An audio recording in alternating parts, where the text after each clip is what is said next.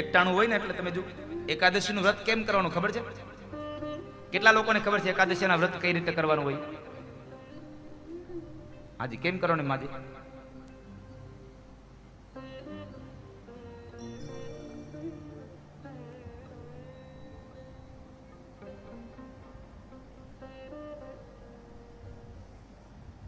આવી એકાદશી કરે ને એને ભગવાન મળે.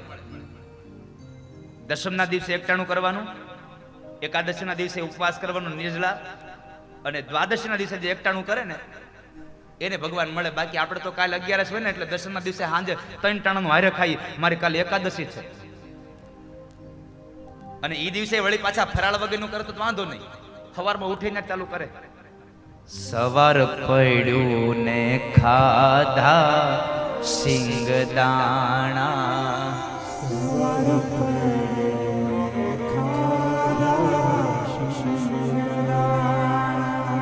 સવાર પડ્યું ને ખાધા સિંગદાણા,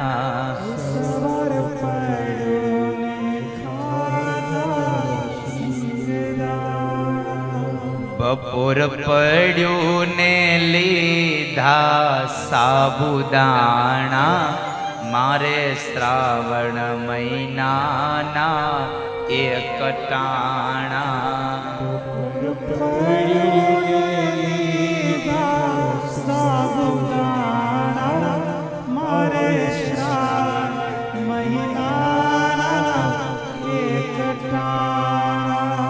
રોંઢો થયો ને ચાકો ફીના ભાણા,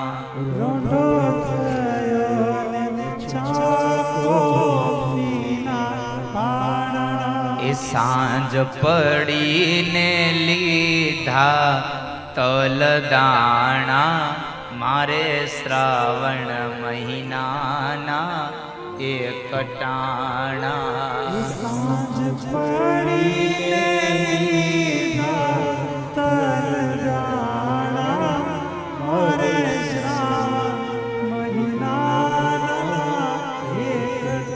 આવા એકટાણા કરે અને પછી કોઈ દી વજન ઉતરે તોય શું કે ખબર છે? આજે મારે આખા શ્રાવણ મહિનાના એકટાણા હતા ને તો મારે તો વજન ઘટી ગયો, પણ તારો નહીં, કાંધી ઓલી વેફરના ડબ્બાનો વજન ઘટી ગયો, પણ ડબ્બાનો. હમણાં શરીર લેવાઈ ગયું કે હાવ હુકાઈ ગયું. કેમ કે શ્રાવણ મહિનાના એકટાણા કર્યા ને? અરે હુકાઈ નથી ગયું, ચૈણો હુકાય એમ હુકાણું પાણીમાં. પણ ભગવાનની એકાદશીનું વ્રત કરજો સાહેબ, એટલે પુષ્ટિ સંપ્રદાય કહે છે ધન્ય એકાદશી, એકાદશી કરીએ તો વ્રજ સુખ પામીએ. ધન્ય એકાદશી, એકાદશી કરીએ તો વ્રજ સુખ પામીએ. ધન્ય એકાદશી, એકાદશી કરીએ તો વ્રજ સુખ પામીએ.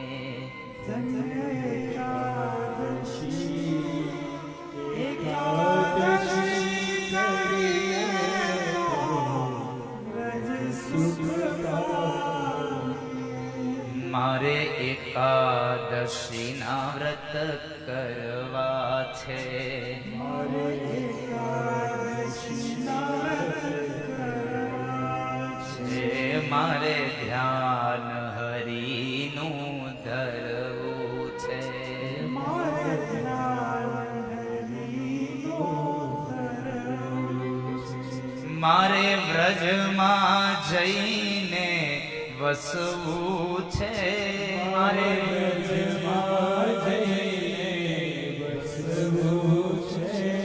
ધન્ય એકાદશી, એકાદશી કરીએ તો વ્રજ સુખ પામીએ. ધન્ય એકાદશી, એકાદશી કરીએ તો વ્રજ સુખ પામીએ. એકાદશીના વ્રત કરો તો માણસ વ્રજના સુખને પામે, ભગવાનના ધામનો અધિકારી બને છે. અમરીશ રાજાએ ભગવાનનું વ્રત કર્યું અને એકાદશીના વ્રતને લઈ ભગવાને સુદર્શન ચક્ર એની રક્ષા માટે આપ્યું છે. પછી એકાદશીનું વ્રત રહ્યા હોય અને સામે કંઈક સારું ખાવાનું આવે અને મોઢામાં પાણી આવી જાય, એમ ન ચાલે સાહેબ.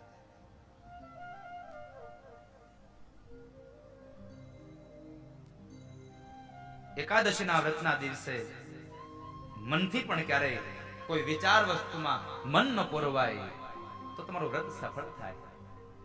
આના સિવાય કશું નથી મારી પાસે.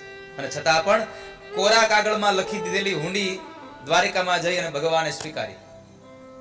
અને સ્વીકારી એટલું જ નહીં, પરમાત્મા છેલ્લે અંતે એટલું કહે છે, હુંડી સ્વીકારી વાલે સાંભળે અને અરજે કીધા કામ. ભગવાને હુંડી સ્વીકારી અને એકમાત્ર અરજથી પરમાત્માએ કામ કર્યું છે. હુંડી સ્વીકારી વાલે સાંભળે અને અરજે કીધા કામ. મહેતાજી ફરી લખજો, મહેતાજી ફરી લખજો. ભગવાન સ્વયં એમ કહે છે કે મહેતાજી ફરી વાળું કાંઈ કામ હોય તો લખજો, ચિંતા ના કરશો તમે. મહેતાજી ફરી લખજો. 5 પાંડવો, દ્રૌપદી આ બધા જ નીકળ્યા છે. 12 વર્ષનો વનવાસ અને 13મું વર્ષ ગુપ્તવાસ.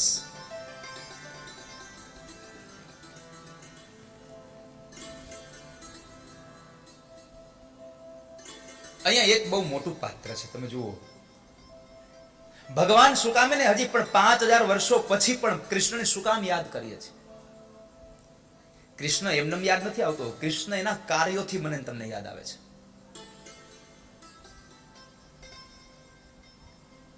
દ્વારિકાના રાજા હતા અને છતાં પણ જ્યારે કૌરવો પાંડવોને પોતાના હકનો હિસ્સો આપવાની ના પાડતા હતા, ત્યારે દ્વારિકાનો રાજા મટી અને સ્વયં પોતે એક દૂત બનીને આવવા માટે તૈયાર થયા છે.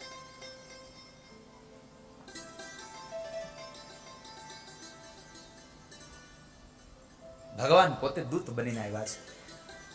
અને એ સમયે પરમાત્માનું બહુ મોટું સ્વાગત થયું. હસ્તિનાપુરને શણગારવામાં આવ્યું હતું. કૌરવોએ એનું સ્વાગત કર્યું. ભગવાને આવીને પોતાનો પ્રસ્તાવ રજૂ કર્યો કે દુર્યોધન, તમે પાંડવોને એના ભાગનો હિસ્સો આપી દો. પણ દુર્યોધન 1 નો 2 ન થયો. આ બાજુ દાદા ભીષ્મ, ધૃતરાષ્ટ્ર, શકુની, કર્ણ આ બધા જ બેઠા છે. છતાં પણ દુર્યોધન તૈયાર નથી, કશું નથી આપતો. ભગવાન કહે છે કે એક કામ કરો, તમારે પાંડવોને એના ભાગનો અડધો હિસ્સો ના આપવો હોય તો એક કામ કરો, તમે એને માત્ર 5 ગામ આપી દો. પણ દુર્યોધન એમ કહે છે કે સાંભળો વાસુદેવ, પાંડવોને 5 ગામ તો શું, પણ 100 ની અણી ખૂતે એટલી જગ્યા પણ નહીં આપું. અને કદાચ એને જગ્યા જોઈતી જ હોય તો મારી સાથે યુદ્ધ કરે, યુદ્ધમાં મને જીતી જાય અને પછી ભલે મારે એનો હિસ્સો લઈ જાય. ભગવાને અહીંયા બહુ સુંદર વાત કરી છે, બહુ અત્યંત સુંદર વાત ભગવાને કરી છે. દુર્યોધન, યુદ્ધ કરશો તો યુદ્ધની અંદર નહીં જીત તમારી થાય, નહીં જીત પાંડવોની થાય. જીત માત્ર થશે તો એકમાત્ર કાળની થશે. કાળ જીતશે. માટે તમને કહું છું, તમે યુદ્ધને નિવારો, યુદ્ધને નિવારો. પણ એ સમયે દુર્યોધન ન સમજો. ભગવાનને પણ ચોખ્ખી ના પાડી. દાદા ભીષ્મ બધા જ સ્વીકારવા તૈયાર થયા, પણ દુર્યોધન સ્વીકારવા ન તૈયાર થયો. અને એ સમયે વિદુરજીની એક રાય લેવામાં આવી કે વિદુરને કહ્યું, વિદુર તમે કંઈક કહો, શું કરવું જોઈએ? તો કહે છે કે ભગવાન વાસુદેવનો આ નિર્ણય સાચો છે, પાંડવોને એના ભાગનો હિસ્સો આપી દેવો જોઈએ. અને ત્યારે દુર્યોધન વિદુરજીને ન બોલવાના શબ્દો બોલે છે કે મારા રાજ્યમાં રહી અનાજ મારું ખાય અને પાંડવોનું જો હિત ઈચ્છવું હોય તો આવા મંત્રીની મારે જરૂર નથી, આને કાઢી મૂકો. આવા દાસી પુત્રની મારે જરૂર નથી, કાઢી મૂકો આમને. દુર્યોધન વિદુરજી મહારાજને ન બોલવાના શબ્દો બોલ્યા છે અને એ સમયે વિદુરજી મહારાજ ત્યાંથી રાજનો ત્યાગ કરીને નીકળી જાય છે. પછી તો એમના ઘરે ગયા સુલભા નારી અને વિદુરજી મહારાજ બેવ ભગવાનનું ભજન કરે. આ બાજુ દુર્યોધને ભગવાન માટે અનેક પ્રકારના ભોજન બનાવ્યા છે, અનેક પ્રકારના ભોજન બનાવ્યા.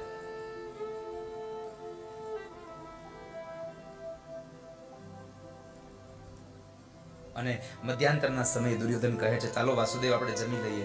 ભગવાને સ્પષ્ટ ના પાડી દીધી કે મારે નથી જમવું, હું નહીં જમું. ભગવાને ના શું કામ પાડી?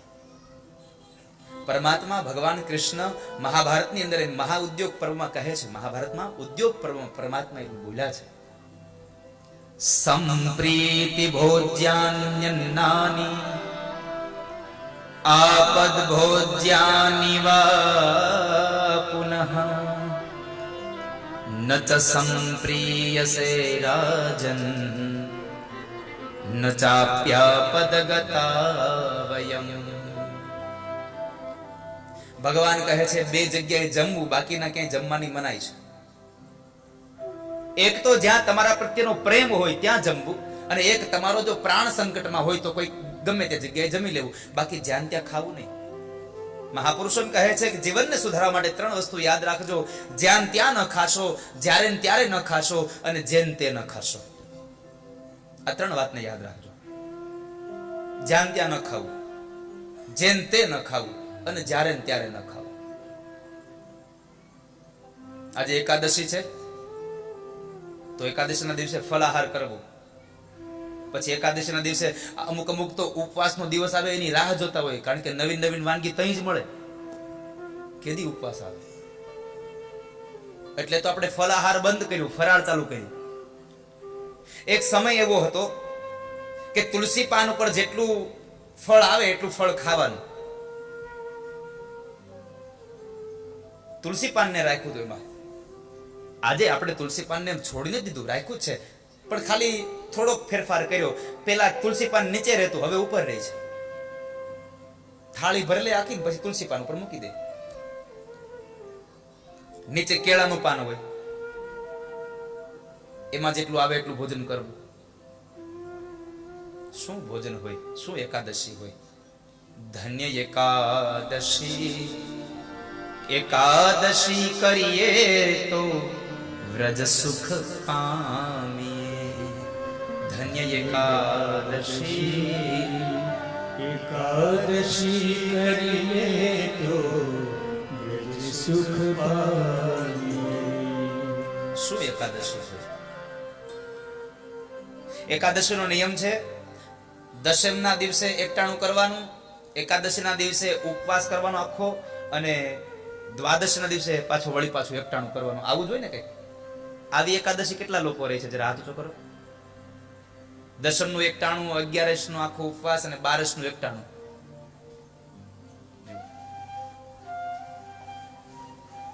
હવે એકાદશીના દિવસે સવારે ઉઠી નથી માંગતા હોય.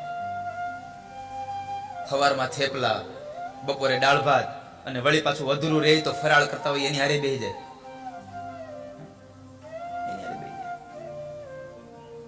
આજ મારી એકાદશી છે.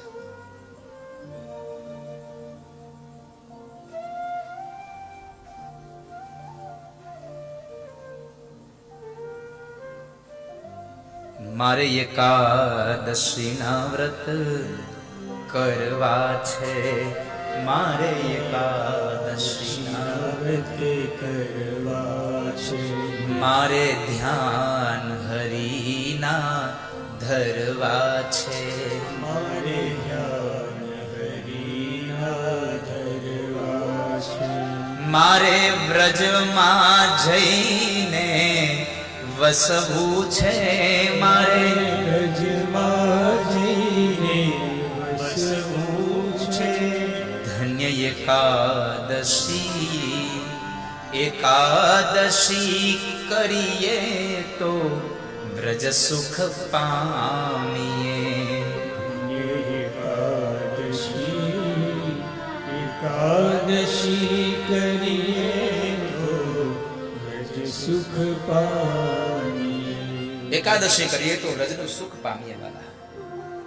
અને આમ પણ આપણું વિજ્ઞાન પણ એમ કહે છે કે 15 દિવસે એક વખત આ પેટને રજા અપાય. આપણે ભલે અઠવાડિયે એક વખત રજા લઈ લઈએ, પંજાબી ખાવા જવા હાટું, હરવા ફરવા જવા હાટું, પણ આને 15 દિવસે એકવાર તો. અને હવે તો શહેરમાં તો સિસ્ટમ જ થઈ ગઈ છે, રવિવાર આવ્યો નથી અને રસોડામાં તાળું લાગ્યું નથી, આજે ભોજન નહીં બને, આજે બહાર જવાનું છે. ગયા રવિવારે લઈ ગયા તમને, આ પાછો રવિવાર આવ્યો, 8 દિવસે એકવાર તો લઈ જાવ. અમારે નગરી રસોઈ જ બનાવવાની. વાત એ સાચી છે. એમાં શું છે, 7 દિવસ ઓલા ગેસની બાજુમાં ઉભા રહ્યા હોય ને એટલે તપી ગયા હોય, એટલે એક દિવસ એને ટાટા થવા માટે.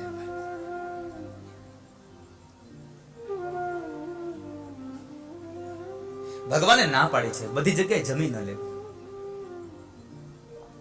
જ્યાં તમારા પ્રત્યેનો પ્રેમ હોય ત્યાં જમવું.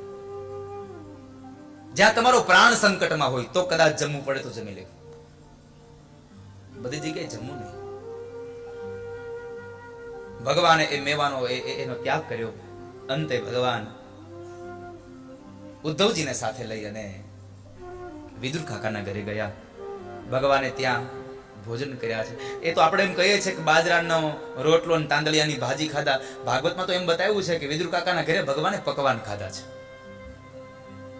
આ તો પ્રેમની ભાષામાં જેને જેને પદ લખ્યું છે એને એક ભાવના વ્યક્ત કરી છે. બાજરાનો રોટલો હોય તો પરમાત્મા ખાઈ લે છે. જો કે એવું જોવા જઈએ તો ભગવાને બાજરાના રોટલા કરતા પણ નીચી કક્ષાની એક વસ્તુ ભગવાને ખાધી. પ્રેમથી જ્યારે સુલભા નારીએ ભગવાનને પેલા કેળાની છાલ ઉખેડતા હતા અને ભગવાનને ફળ આપવાના બદલે ભગવાનના હાથમાં કેળાની છાલ આપી તો ભગવાન કેળાની છાલ જમી રહ્યા છે. કારણ પરમાત્મા સ્વયં એમ કહે છે કે મને કોઈ પત્ર આપે, કોઈ પુષ્પ આપે, કોઈ ફળ આપે, મને ગમે તે આપે, પણ જો પ્રેમથી આપે તો હું સ્વીકાર કરું છું, હું સ્વીકારી લઉં છું. એમાં સંશય નથી. ભગવાને વિદુર કાકાના ઘરે ભોજન કર્યું. કારણ અહીંયા વિદુરને પરમાત્મા પ્રત્યેનો પ્રેમ છે, સ્નેહ છે. સબસે ઊંચી પ્રેમ સગાઈ. दुर्योधन को मेवा त्यागो साग विदुर घेर खाई. सबसे ऊंची प्रेम सगाई. ભગવાને ત્યાં વિદુરના ઘેર ભોજન કર્યા. અંતે નીકળ્યા છે. ભગવાન જેવા ગયા અને આ બાજુ વિદુરજી મહારાજ તીર્થયાત્રા માટે ગયા છે. આપણા ભારત વર્ષમાં તીર્થનો બહુ મહિમા છે. તીર્થનો બહુ મહિમા છે. કારણ આપણાથી અન્ય ક્ષેત્રમાં થયેલું પાપ તીર્થમાં જવાથી ધોવાઈ જાય છે. અન્ય ક્ષેત્રે કૃતમ પાપમ તીર્થ ક્ષેત્રે વિનશ્યતિ. તમારું અન્ય ક્ષેત્રમાં થયેલું પાપ તીર્થમાં જવાથી ધોવાઈ જાય છે. પણ એક વાતની સાવધાની રાખજો કે જો તમે તીર્થમાં જઈને પાપ કર્યું તો એ વજ્રપત્રમાં લખાઈ જાય છે. તીર્થ ક્ષેત્રે કૃતમ પાપમ વજ્રલેપો ભવિષ્યતિ. એ વજ્રમાં લખાઈ જાય છે ને એ પછી ભોગવવું જ રહ્યું, એમાં સંશય નથી. વિદુરજી મહારાજ તીર્થયાત્રા માટે ગયા અને પહેલાના સમયમાં આપણા વડીલો તીર્થયાત્રા માટે જતા. જ્યારે એ મૂકવા જ્યારે તીર્થમાં જતા ત્યારે મૂકવા જતા અને જ્યારે આવતા ત્યારે ગામના બધા લોકો ભેગા મળીને એના સામૈયા કરતા. કારણ કે જાત્રા કરવા જતા. હવે તો ક્યારે જાય ને ક્યારે વહી આવે એ જ ખબર નથી પડતી. ક્યારે જાય ક્યારે આવી જાય ખબર નથી પડતી.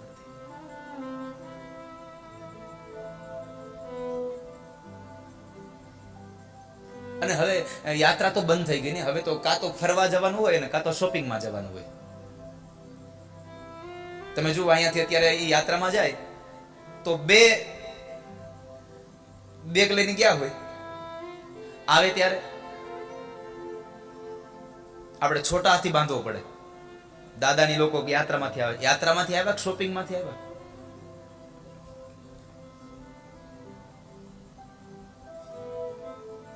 પણ આપણા ભારત વર્ષમાં હિન્દુ ધર્મમાં તીર્થની યાત્રાનો બહુ મહિમા છે. કારણ કે તીર્થમાં જવાથી મન, દ્રષ્ટિ, આપણા કાન, આપણી જીભ, આપણી વાણી, આપણું વર્તન પવિત્ર બને છે, આપણું શરીર પવિત્ર બને છે. એટલે કહ્યું ચલો રે મન ગંગા યમુના તીર, ચલો રે મન ગંગા યમુના તીર, ચલો રે મન ગંગા યમુના તીર, ચલો રે મન ગંગા યમુના તીર, ગંગા યમુના નિર્મલ સંગમ, ગંગા યમુના નિર્મલ સંગમ, ગંગા યમુના નિર્મલ સંગમ, ગંગા યમુના નિર્મલ સંગમ, શુદ્ધ હોવે શરીર, ચલો રે મન ગંગા યમુના તીર, ચલો રે મન ગંગા યમુના, ચલો રે મન ગંગા યમુના તીર.